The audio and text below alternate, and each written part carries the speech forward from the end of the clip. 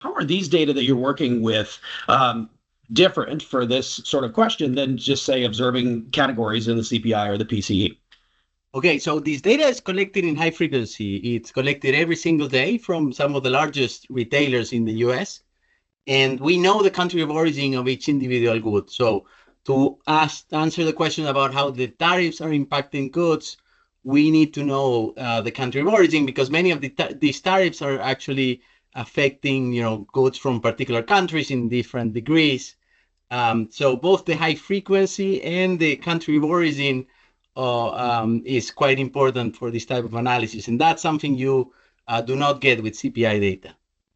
Certain limits to it, of course, in terms of the breadth of products, for example, that you cover. You talked about those when you were here. So we don't want to presume we're getting a view of everything in the economy. Certainly not services of all kinds. This is very specifically how do you sort of very quickly sum up what goods are in and what are out of this data set?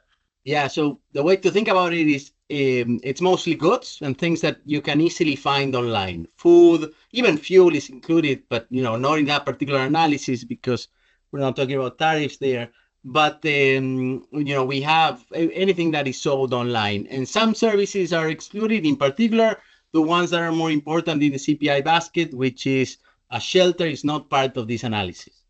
I'll have you lay out the bottom line for me. When you look at these granular, very rapidly updated data, what do they tell you about how new tariffs are affecting the prices of goods in the U.S.?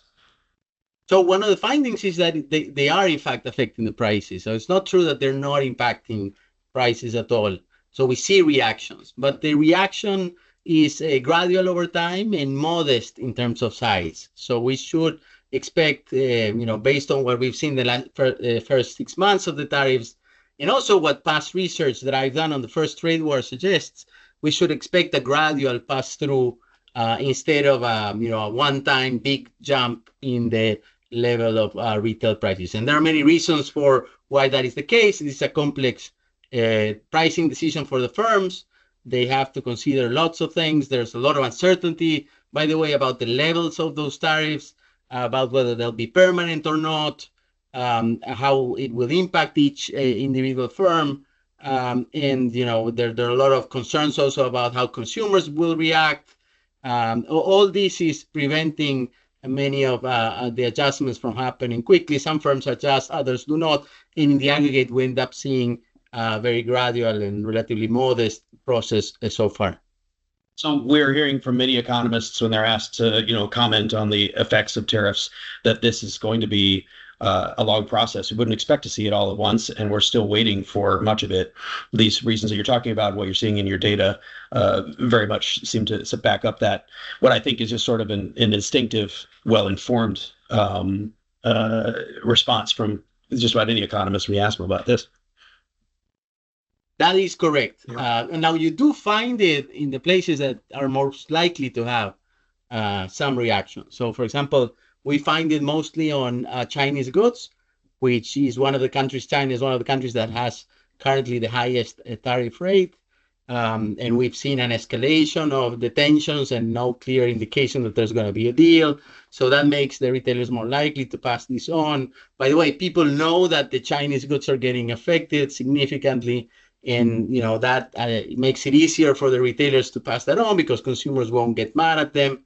Well, for all those reasons, we do find it more in that type of Chinese good, and that, by the way, that also affects a certain category like household goods, electronics would tend to be most affected. No, and that's what we find in our data. But overall, if you look at all the goods that we can cover, which is a good representative sample of what you would find if you went to these very large retailers, the overall rates are between 5% for imported goods and about 2.5% for domestic goods. So not large relative to the size of some of these announced tariffs. Mm-hmm. But it's important to think about the proper counterfactual here. This is something that I think I'll probably try to share graphically with our viewers. That this is not about the counterfactual being that prices would stay the same, or even that they would go up slightly, because the pre-trend is different here. Tell me about that. Yeah. So if you focus on these kinds of goods, electronics, household goods, they tend to have a mildly deflationary nature over time. And, these are goods that are launched at high prices, discounted over their life cycle.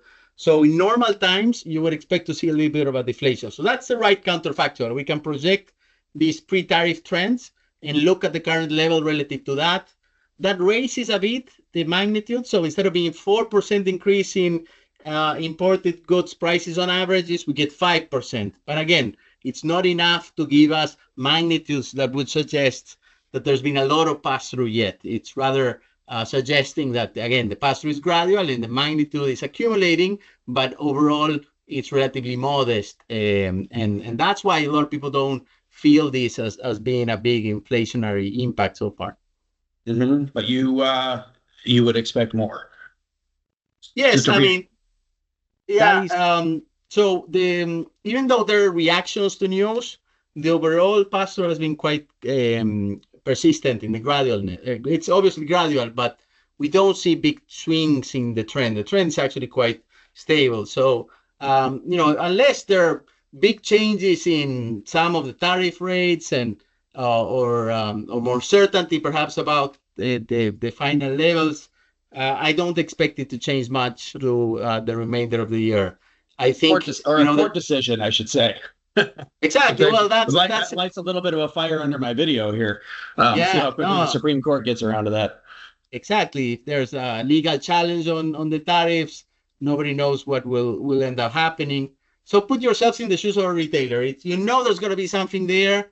You don't want to increase your prices right away. By the way, you don't know what that level should be. So they tend to prefer to do this gradually over time and perhaps not overreact. They try not to overreact to any news that they see about the tariffs. At this stage, I think many of them have become quite used to this idea that there are huge announcements and then they're pulled back, and then we get some news perhaps from the legal side. So it's all very uncertain at this stage, and it's optimal to be gradual. This is outside the immediate scope of the paper, but we'll mention that we can look at things like the import price index and other to sort of see whether foreign producers are somehow eating the costs of the tariffs. From what I understand, there's not a lot of sign of that. No, what I usually explain is that a tariff can be essentially paid by three parties. It could be foreign exporters that lower their prices. It could be importers that are bringing the goods in, or it could end up being the consumer. And to know, who's really bearing the cost, you need to look at prices at the border and at the retail level. We did that during the first trade war. We found that foreign exporters had not lowered their prices much after the tariffs, which meant that border prices post-tariff increased a lot, and the U.S. was paying.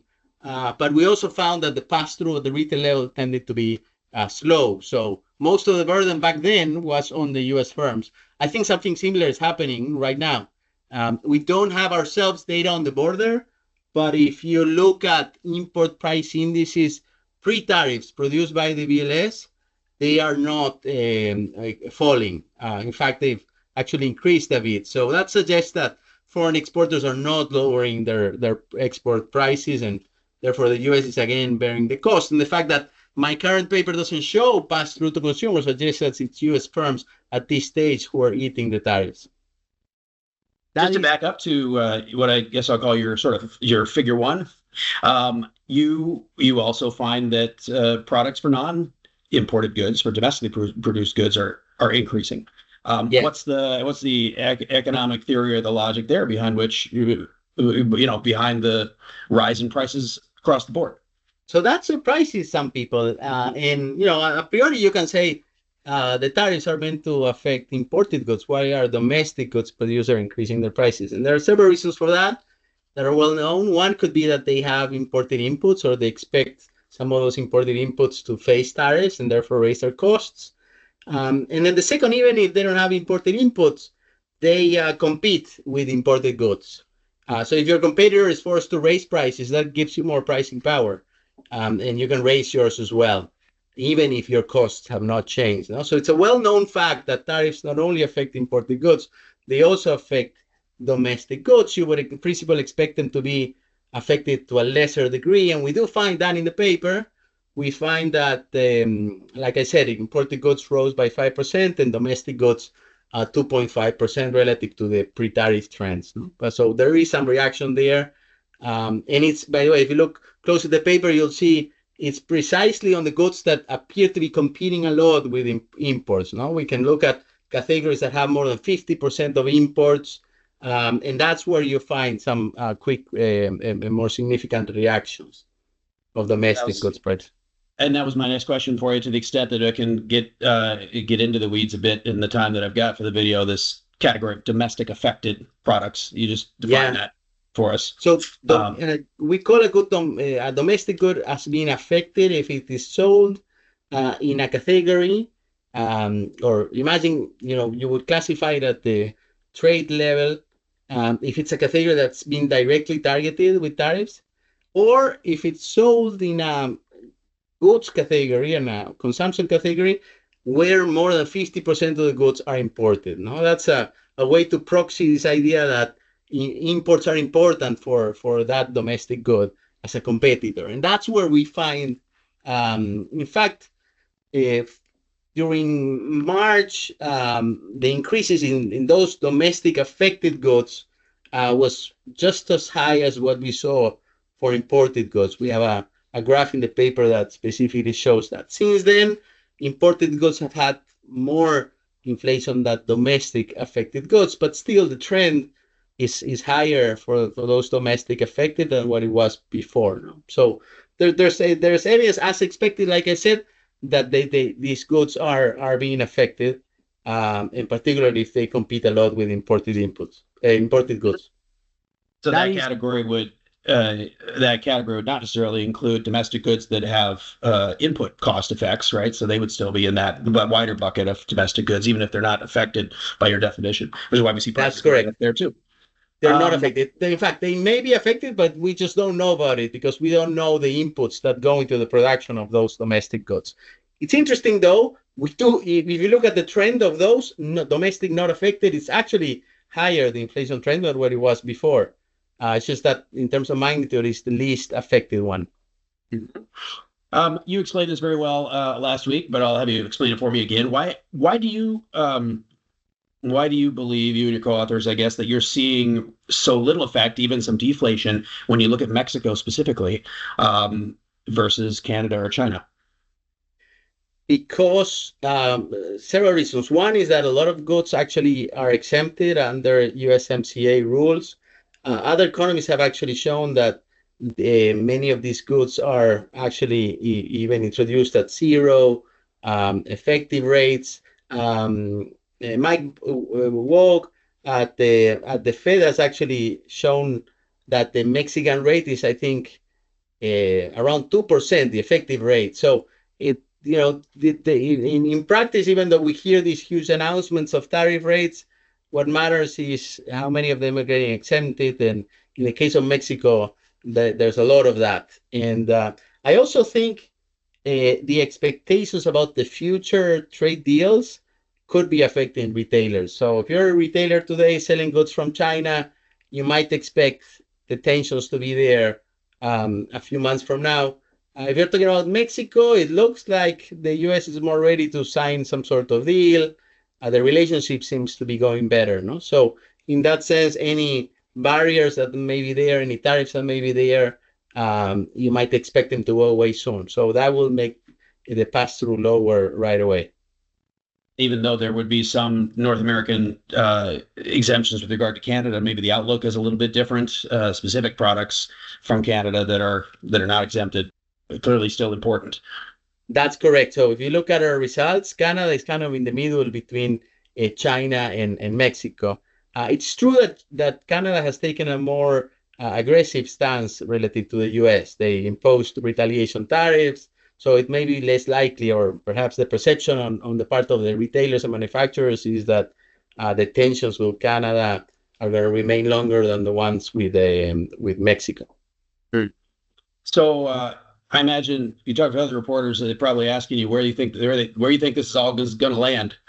I know that's impossible, if not objectionable, question for an economist to try to answer. How do you think about it when you try to look ahead?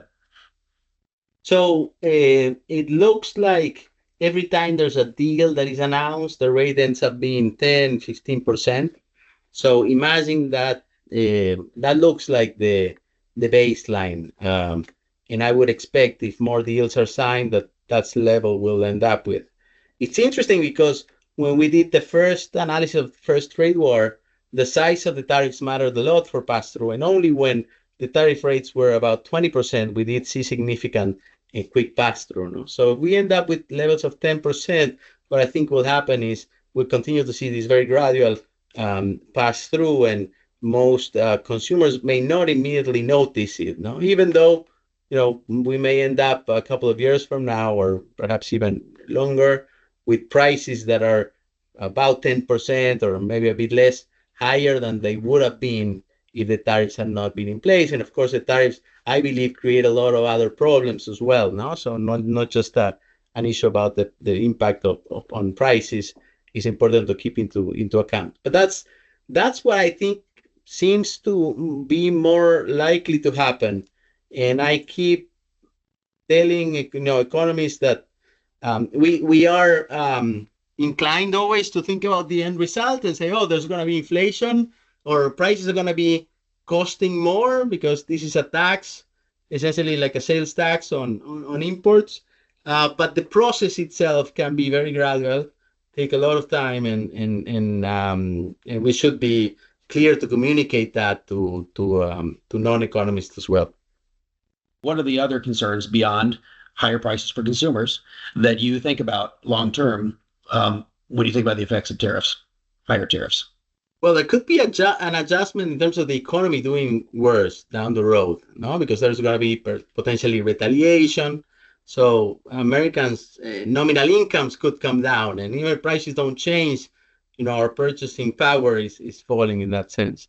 That's one concern. The other one, more specific to what I do all the time, is I look at product variety a lot. So imagine, you go to a supermarket here in America and you get goods from all over the world. Imagine, tariffs are imposed and the retailers don't find it easy to pass it on to consumers. They may decide not to bring those goods and offer them to sale anymore.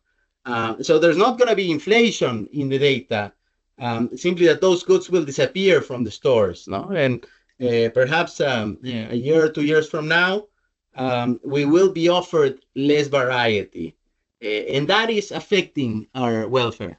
One of the things I experienced as a student when I first came to America was just the variety of goods in a supermarket. I was not used to that. In Argentina, we had periods where we were completely closed to the rest of the world. We had imposed big tariffs, and you would find a couple of varieties of certain goods. But you walk into a supermarket in America and you have goods from all over the world. That may be different down the road. And then another way firms can adjust is through quality. You may end up with goods that roughly cost the same, but if we are not able to measure well the quality, we won't be able to adjust for it, and we just have lower quality goods moving forward.